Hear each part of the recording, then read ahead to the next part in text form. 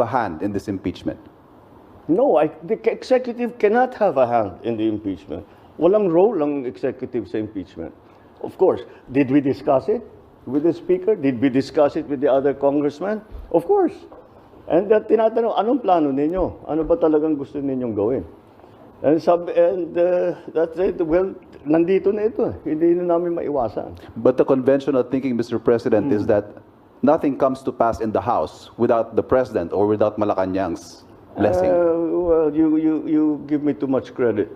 But again, what the House has done is clearly the mandate that they have been, the constitutional mandate that they have to proceed with the impeachment complaints. So that's why I don't that I think they're just following the procedure.